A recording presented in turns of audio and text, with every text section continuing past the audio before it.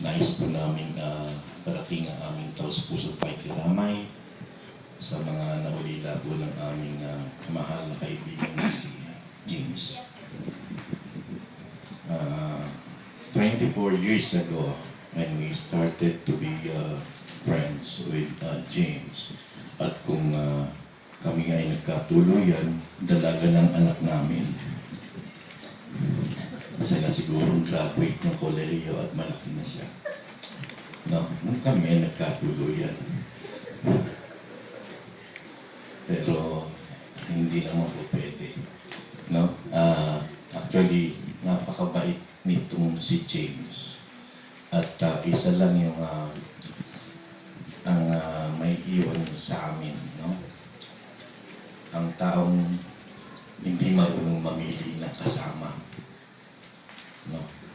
Siya yung tao na kahit sino ka, kahit ano meron ka, ano wala ka, tatanggapin ka niya bilang isang kaibigan. And his stay with the YMCA, no, for 24 years, starting in 1986. Walang ginawa yan kundi sumama sa camping para magluto. Walang bayad, walang kahit anong tinatanggap sa YMCA. Basta gusto niya lang sumama, magluto para sa mga kabataan. And sa pagluluto niya na yun, marinig sa kanya, rapsa. Yung salitang rapsa. Ibig sabihin masarap. Dasa mo na, yung rapsa na yun, yung pagkain na niluto niya, masarap yung pakiramdam niya dahil natutulungan niya in some ways, sa kanya, paano, ay tumutulong siya para sa mga kabataan. And siguro, sa ating lahat, we see James as a very simple person, happy-go-lucky man, and na siguro ang kagustuhan niya lang ay maging maligaya ng kanyang sarili, no? O hindi lang sa kanyang sarili, kundi ang kaligayahan ng iba, lalo na yung mga kasama niyang mga kabataan, no?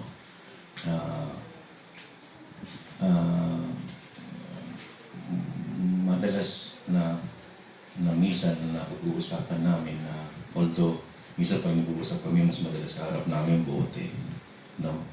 Bote yung kaharap namin. Minsan kinakausap din namin yung mga bote, no? At sa pag-harap namin ngayon, ang mga nababanggit niya na mga kwentuhan, kapag hindi na gusto, sabihin niya, no good, no good. Yan lang sabihin niya, no good, no good. No, ibig sabihin, ayaw niya yung mga gano'n. Pero pag okay naman, sige lang, tuloy lang ang kwentuhan. No? So, napakasimpleng tao. Walang kaarte-arte sa buhay. No? Maglalakad, naka-short, kahit saan pupunta, ano yung gusto niya. No? Papakita niya yung gusto niya. Unlike yung iba, sabihin, kailangan nakapostura pa siya hindi. Kung ano yung gusto niya, susuot niya. No? And there was a time na minsan nagagalit din misis ko kasi minsan Biyernes Santo, Sabado de Gloria, hating gabi, magkakasama kami nila Benji. Yan. May mga years na halos gabi-gabi magkakasama kayo. And we treasure those moments, no, with him. No? Kaya siguro hindi kami nakapag-asawa pa rin. No? Kasi lagi mo kami kasama. Okay. Nonetheless, tabi nga namin, sa pagiging simple ni James, na ipakita niya rin sa amin ang pagiging isang Kristiyano. At malaki ang na-contribute niya. Maaring sa ibang pananaw, hindi nila nakikita yung laki ng contribution ni James sa YMCA. Pero yung 24 years, walang ano po yun, walang patid yun. Yearly yun. Simula sa club management, Baguio Conference, and summer camp. lagi siya nandun, kasama siya, naglilingkod para sa mga kabataan ng YMCA. And for that, maraming salamat sa iyo, kaibigan, at nawa ay ikaw ay nasa piling ng ating mahal na Panginoon, kasama ng ating ibang kaibigan at tinawag na nauna, si Art at si June. Maaaring darating ang panahon ay kakakita-kita rin tayo, pero huwag muna ngayon, masyado pang maaga. No? Palipasin muna natin ang panahon.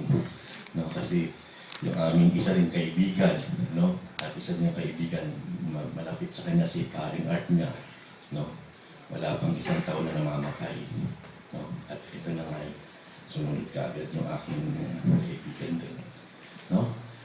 So, maraming salamat sa iyong paglilingkod sa YMCA. At hindi ka namin makakalimutan, kagaya rin ng mga taong naririto sa iyong harapan na ngayon ay nananalangin sa iyong paglisan ng iyong mortal na katawan sa aming buhay, pero sa aming isipan ay mananatili ka sa aming puso at alaala.